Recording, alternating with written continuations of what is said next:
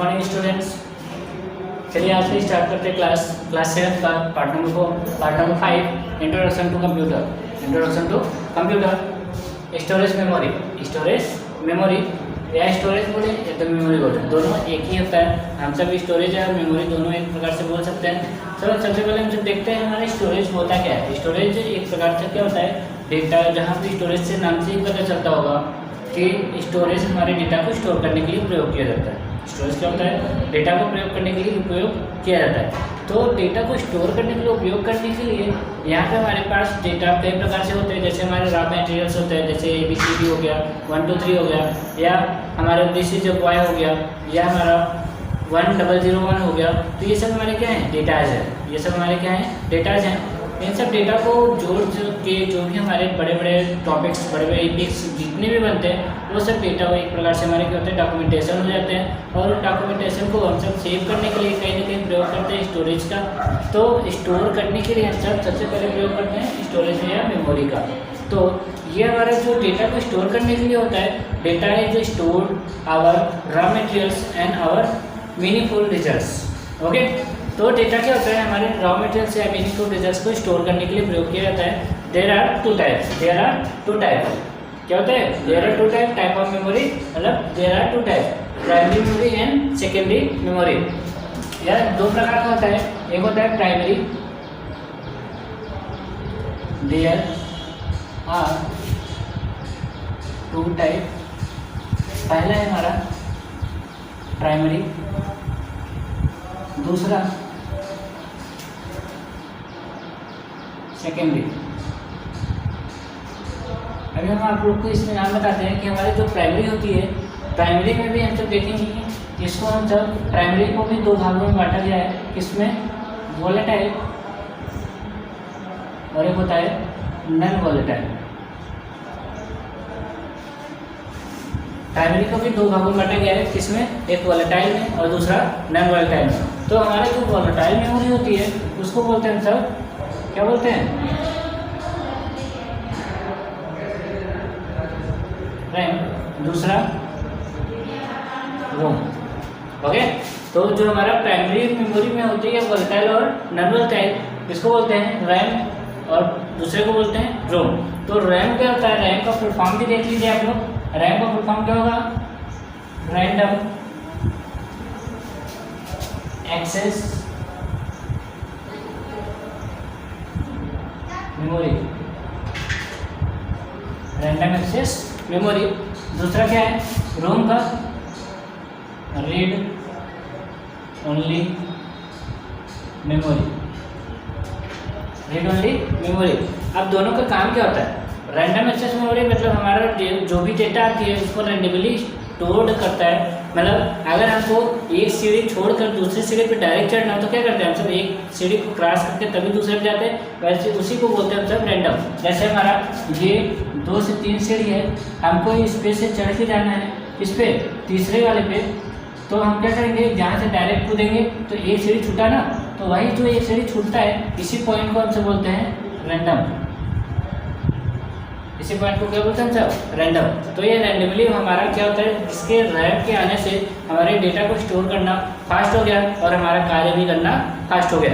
तो जो भी डेटा हमारा स्टोर होता है उस डेटा को रैंडमली स्टोर करने के लिए हमारा रैम का प्रयोग किया जाता है। तो ये रैम वॉलेटाइल, नाम पता चल रहा है, वॉलेटाइल का मतलब क्या होता है, क्षणिक मात्र। क्या होता है, क्षणिक मात्र।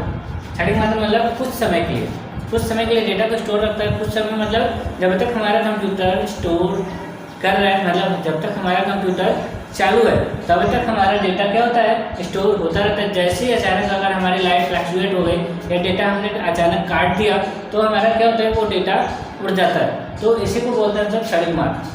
कभी कभी देखेंगे अगर आप लोग सिस्टम चालू करते होंगे, लिखते होंगे कुछ, अचानक लाइट कट जाए तो क्या होगा, डेटा आपका चला गया, मतलब आपने डेटा को स्टोर नहीं किया था।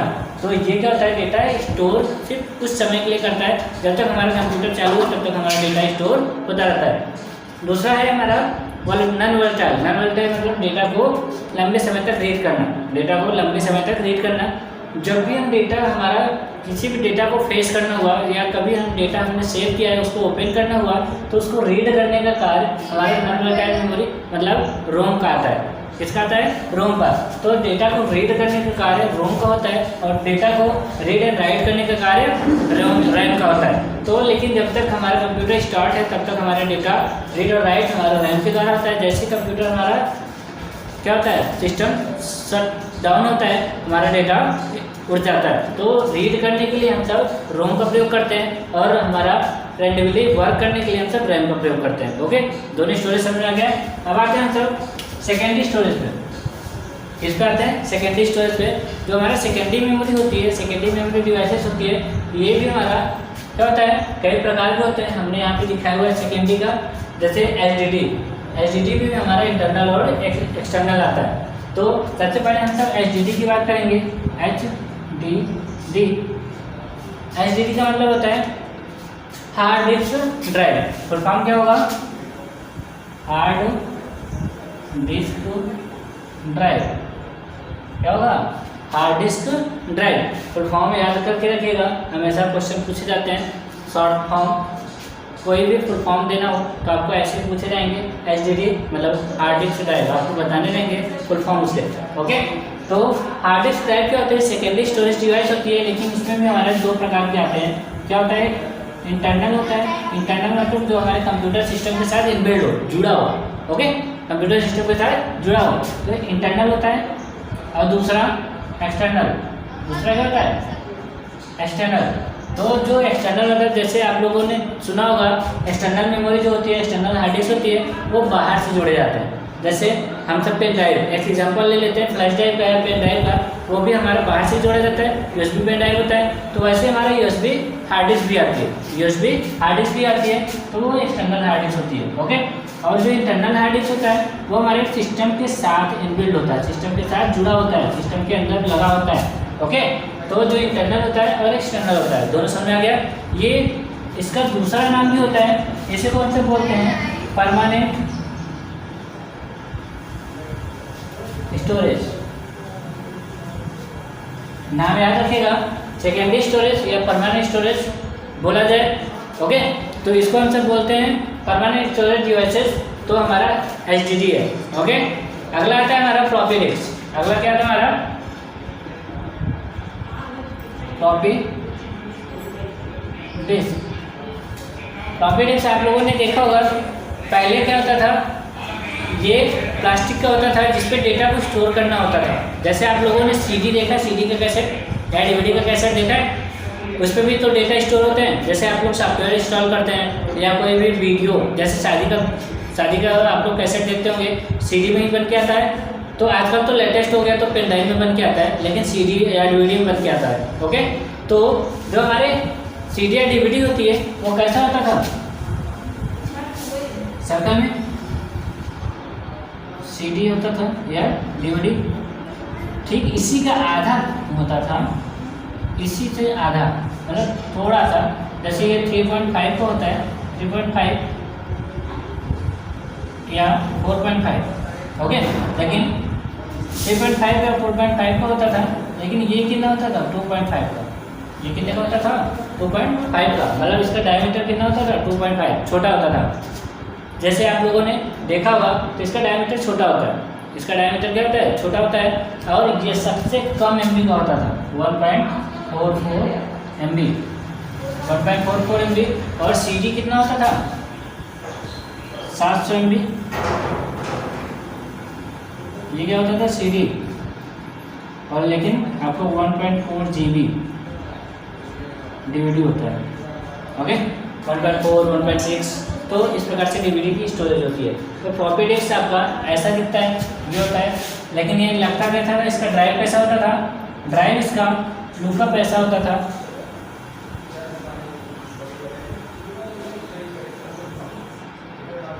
यहीं पे एक सर्कल होता था, ऐसा ही स्लॉट होता था, यहाँ से एक खुलता था। जैसे आप लोग सीडी देखोगे, सीडी जैसे ओपन होता है उसी प्रकार से ये भी ओपन होता है, उसी प्रकार से ये भी होता है। इसी के अंदर ये ड्राइव जाता है। जैसे आप लोगों ने सीडी ओपन करते हुए देखा होगा, सीडी भी ओपन होता है, ये तो ड्राइव आता है। तो इसी के अंदर ये डिस्क लगता है, और ये डिस्क ज़्यादा नहीं एमबी का होता था, सिर्फ इतना 1.44 MB का होता था, लेकिन अब जो आता है हमारा CD या DVD 1.4 GB का आता है हमारा DVD, 700 MB का आता है हमारा CD। ओके, तो ये ध्यान दीजिएगा, ये हमारा स्टोरेज में एग्जाम्पल्स चल रहा है, जो हमारे सेकेंडरी स्टोरेज के एग्जाम्पल्स हैं ये सब हमारे हैं। अगला आता है हमारा ऑप्टिकल डिस्क हो गया, इसे हमारे CD या DVD को हम तक बोलते थे ऑप्टिकल डिस्क। CD या DVD को हम सब क्या बोलते हैं? Optical disc. CD या DVD को क्या बोलते थे? Optical disc. तो इसके बाद हमारे पास पेन ड्राइव, फ्लैश ड्राइव या USB। आप लोगों ने पेन ड्राइव, फ्लैश ड्राइव देखा होगा। पेन ड्राइव आजकल SanDisk का सबसे ज़्यादा चलता है, ध्यान दिए होंगे।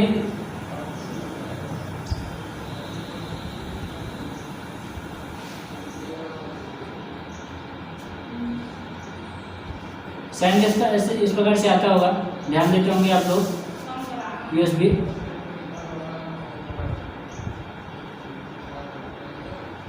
ये आपका पेन ड्राइव होता है, ये आपको क्या होता है? Pen drive. तो SanDisk का ऐसा पेन ड्राइव आता है, आप लोगों ने ध्यान दिया होगा। SanDisk या ब्राउजर भी रहा हो, ये सब आपके क्या होते हैं? ये आपका क्या होते हैं? Pen drive. डेटा को स्टोर करने के लिए ये कितने के अगर देखा जाए तो 512 MB से लेकर अभी तक आपका सबसे हाईएस्ट आया हुआ है कितना? 128 GB। लेकिन आपके मार्केट में अभी पूरी तरह लॉन्च नहीं हुआ है 128 GB, अभी तक आपका सिर्फ 64 GB लॉन्च हुआ है। ठीक है, 64 GB। ओके, तो ये 64 GB जो आया हुआ है ये आपके मार्केट में अभी आप लोगों को फुलफिल होगा। अभी इसके ऊपर वर्क चल रहा है, अभी इसके ऊपर क्या चल रहा है? वर्क चल रहा है, लेकिन अभी तक मार्केट में ये आया नहीं है। ध्यान दीजिएगा, मार्केट में अभी तक 64 GB ही आया हुआ है। ओके, तो हार्ड डिस्क देख लिए आपने। USB ड्राइव जो फ्लैश ड्राइव होता है, फ्लैश ड्राइव जैसे आप लोगों ने फ्लैश ड्राइव का नाम सुना होगा, कार्ड रीडर। नाम सुना होगा कार्ड रीडर। तो कार्ड रीडर में क्या होता था? आप लोगों ने फ्लैश का नाम सुना है, फ्लैश मतलब मेमोरी कार्ड, फ्लैश मतलब मेमोरी कार्ड। तो ये जो हमारा फ्लैश ड्राइव होता है, फ्लैश ड्राइव कार्ड रीडर होता है। इसका सेकेंडरी नाम क्या होता है? जो हमारा मेमोरी कार्ड होता है, इसको रीड करने के लिए जो यूज होता है उसको बोलते हैं हम फ्लैश ड्राइव। उसको क्या बोलते हैं? फ्लैश ड्राइव या कार्ड रीडर। अपने भाषा में हम सब इसको बोलते हैं कार्ड रीडर। USB ड्राइव क्या होता है? जैसे हमारा एक्सटर्नल हार्ड डिस्क हुआ, एक्सटर्नल हार्ड डिस्क हुआ, उसको भी हम सब बोलते हैं USB ड्राइव, या हमारे पेन ड्राइव को भी बोलते हैं USB ड्राइव। ओके, तो जितनी भी हमारे हार्ड डिस्क हुआ, USB ड्राइव हुआ, इंटरनल एक्सटर्नल हार्ड डिस्क हुआ, तो इन सबको हम सब किस में बांटते हैं? सेकेंडरी हार्ड डिस्क में, सेकेंडरी डिवाइस स्टोरेज में वो बांटते हैं। तो सेकेंडरी स्टोरेज डिवाइस जो होती है वो ये सब एग्जाम्पल्स होते हैं।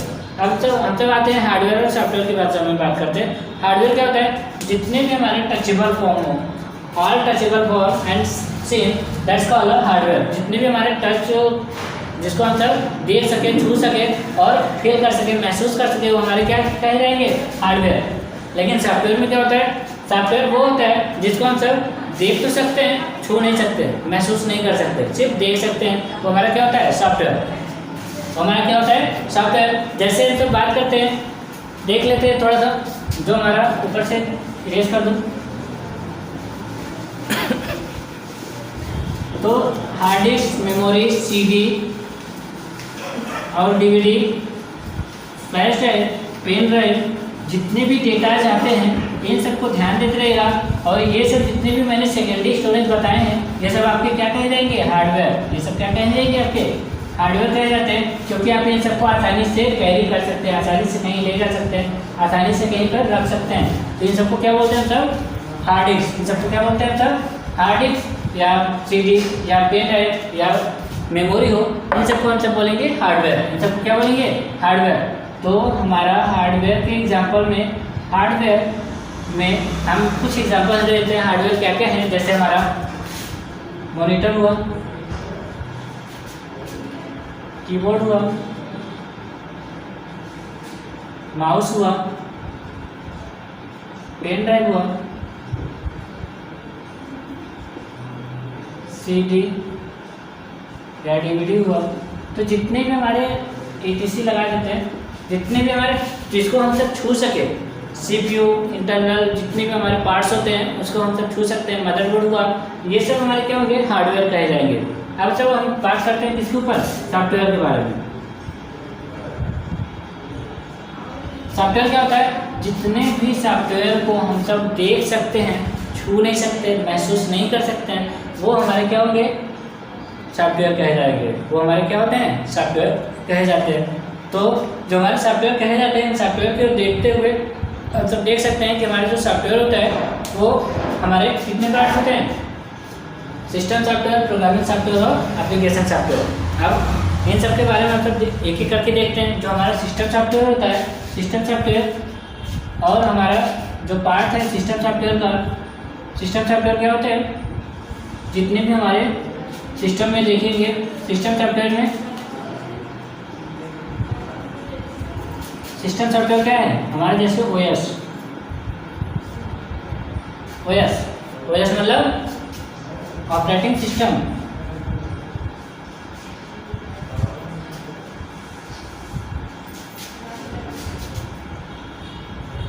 अब ऑपरेटिंग सिस्टम में हम लोगों ने क्लास 6 में पढ़ा होगा। ऑपरेटिंग सिस्टम आप लोगों ने क्लास 6 में 7, 8, विंडोज एक्सपी, विंडोज विस्टा, ये सब नाम सुने होंगे, ठीक है।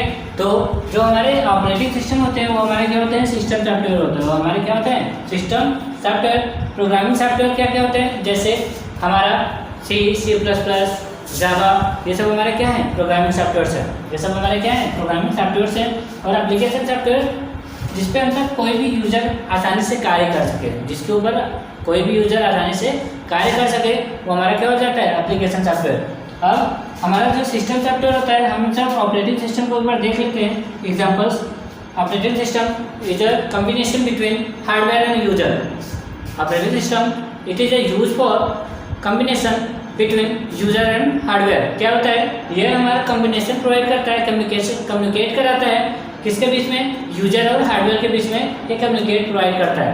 यूजर और हार्डवेयर के बीच में क्या करता है? ये कम्युनिकेट प्रोवाइड करता है। मतलब ये हमारा थोड़ा कम्युनिकेट बिटवीन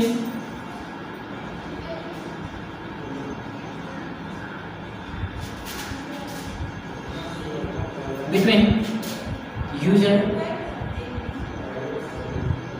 एंड हार्डवेयर।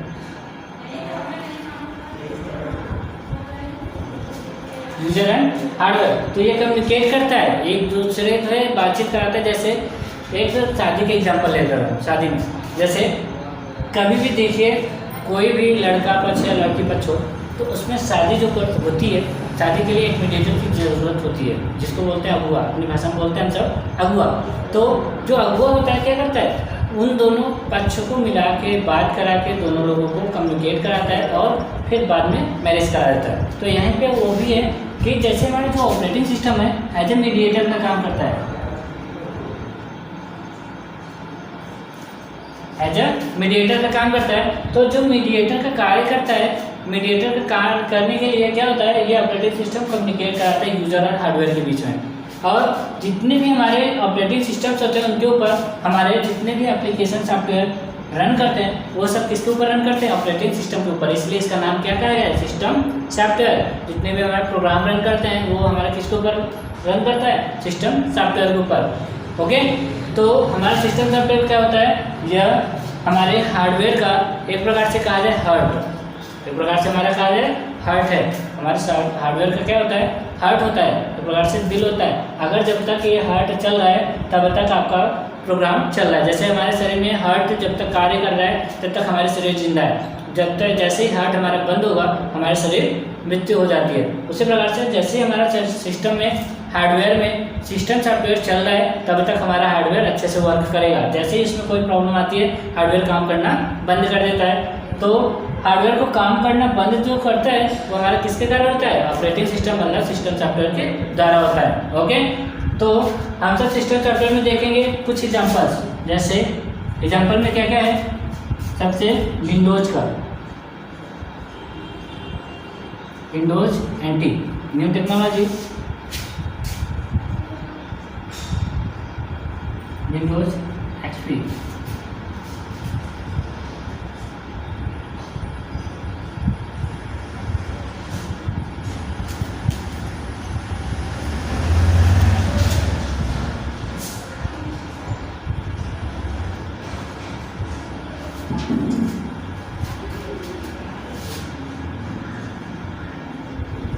ध्यान देते रहिएगा, जितने भी मैं काउंट कर लिख रहा हूँ उसको ध्यान देते रहेगा।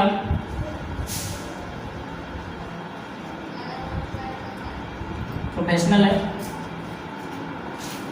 Windows 2000 professional. उसके बाद आपका विस्टा है, विस्टा ब्लैक आया, वैसे 2000 के बाद 3 आया, 2003 आया था। फिर उसके बाद विस्टा आया था, विस्टा ब्लैक आया। फिर उसके बाद विंडोज 7 आया, विंडोज 8 आया, फिर विंडोज 8.1 आया, विंडोज 10 आया, और अभी आपका विंडोज आगे विकसित होता रहेगा, बहुत बढ़ता रहेगा। अभी आपका विंडोज 13 या विंडोज 16 इस प्रकार से आ सकते हैं, लेकिन अभी आपका जो 10 है अभी इसमें रनेबल फॉर्म में है। विंडोज 10 और विंडोज 7 सबसे ज़्यादा यूज हो रहे हैं। ओके, तो ये हमारे क्या होते हैं, एग्जाम्पल्स हैं इसके ऑपरेटिंग सिस्टम के। ओके, अब अगला आता है हमारा, जितने भी ऑपरेटिंग सिस्टम्स होते हैं ये भी एक प्रकार से क्या होते हैं, सिंगल यूजर और सिंगल टास्किंग होते हैं। क्या होता है, सिंगल यूजर और सिंगल टास्किंग। सिंगल यूजर होगा single tasking, multi user multi tasking. तो जो सिंगल यूजर सिंगल टास्किंग होता है, मल्टी यूजर मल्टी टास्किंग होता है। तो इसको लिए हम सब क्या करते हैं, दोनों का नाम ध्यान दीजिएगा। सिंगल यूजर नाम से पता चल रहा है, सिंगल यूजर, सिंगल यूजर मतलब एक समय में एक ही बंदा काम करेगा। और मल्टी यूजर एक समय में कई वर्क कर सकते हैं। ठीक है, एक समय में कई वर्क कर सकते हैं। तो जो मल्टी यूजर होता है वो मल्टी टास्किंग होता है।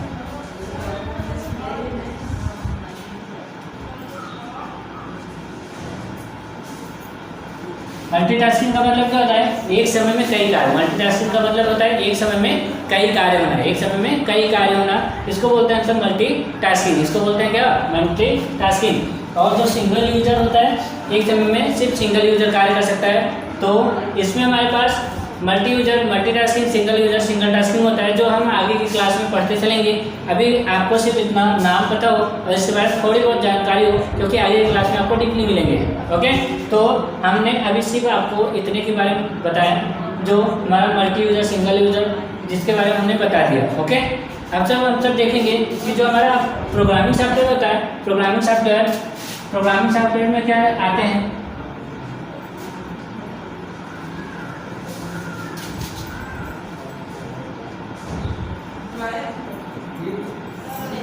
प्रोग्रामिंग सॉफ्टवेयर में हम सब देखेंगे कि जो हमारे प्रोग्रामिंग सॉफ्टवेयर होते हैं कि उससे ऑपरेटिंग सिस्टम के ऊपर रन करते हैं। प्रोग्रामिंग सॉफ्टवेयर जो होते हैं वो ऑपरेटिंग सिस्टम के ऊपर रन करते हैं।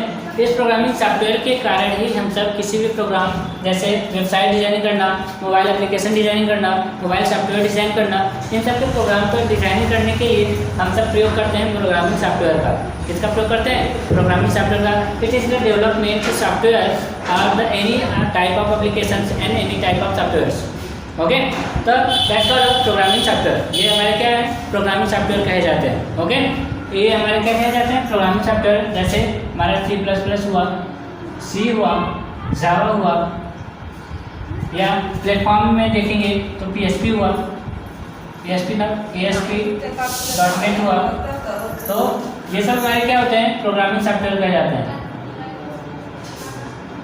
ये सब हमारे क्या कहे जाते हैं, प्रोग्रामिंग सॉफ्टवेयर कहे जाते हैं। अब हम सब देखते हैं जो हमारे एप्लीकेशन सॉफ्टवेयर होता है, application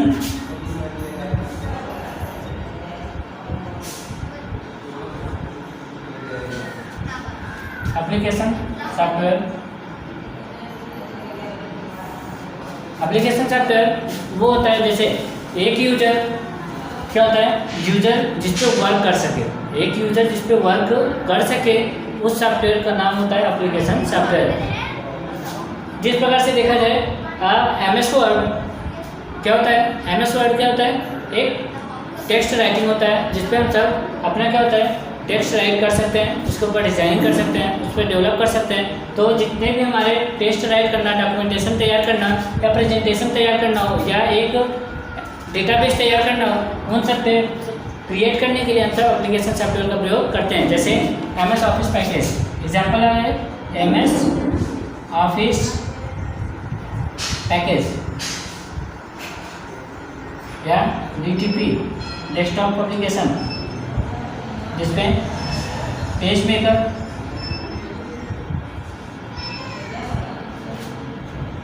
coral draw, publisher, etc. और इसमें वर्ड, एक्सेल, पावर पॉइंट,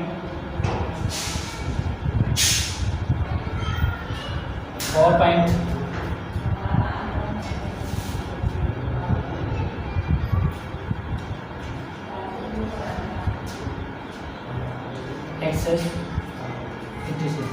तो ये जो हमारे प्रोग्राम्स होते हैं वो MS ऑफिस पैकेज जो हमारे एप्लीकेशन सॉफ्टवेयर कहे जाते हैं। क्या कहे जाते हैं? हमारे एप्लीकेशन सॉफ्टवेयर कहे जाते हैं। और एप्लीकेशन सॉफ्टवेयर में आप सब देखते हैं कि जितने भी हमारे वर्क होते हैं, जितने भी कार्य किए जा सकते हैं यूजर के द्वारा, वो हमारे क्या कहे जाते हैं? एप्लीकेशन सॉफ्टवेयर कहे जाते हैं। ओके, तो हमने आज के डेट में क्या देखा? जितने भी हमारे एप्लीकेशन सॉफ्टवेयर होते हैं, जितने भी हमारे स्टोरेज होते हैं, जितने भी हमारे सॉफ्टवेयर होते हैं, हार्डवेयर होते हैं, इन सब के एग्जाम्पल्स के बारे में हमने देखा। और डीपली देखते हुए हम सब चलते हैं जो हमारे CD या DVD होते हैं वो कितने GB होते हैं। जैसे हमारा जो वीडियो डिस्क होते हैं वो ज़्यादातर हमारा 4.7 तक आ सकते हैं। जो डिस्क होते हैं वो कहाँ तक आ सकते हैं? 4.7 MB तक। कितना? 4.7 GB तक। 4.7 MB नहीं, 4.7 GB तक जो हमारे ये आते हैं डिस्क, जो डिस्क आते हैं वो 4.7 GB तक आ सकते हैं। ओके, 4.7 GB तक आ सकते हैं। लेकिन अभी तक हमारा जो DVD कंटेंट कितने? 4.7 GB, 1.7 GB, 4.7 GB, 3.6 GB, ये हमारे क्या होते हैं?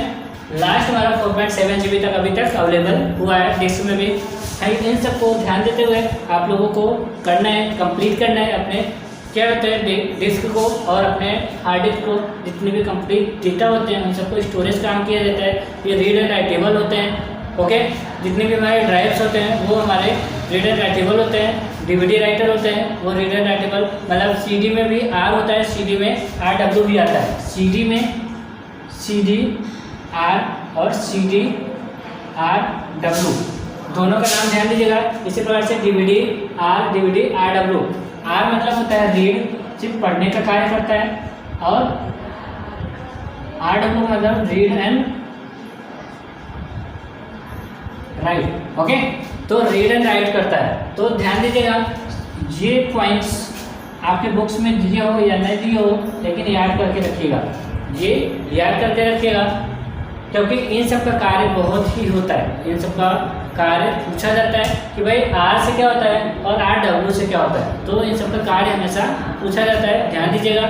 ओके, आज की क्लास हमारा यहीं से कंप्लीट होता है और हम आप लोगों से डिस्कस करेंगे आपके क्वेश्चंस के बारे में और कंप्लीट करते हुए आपके पहले चैप्टर को कंप्लीट करेंगे। ओके, ठीक है, धन्यवाद।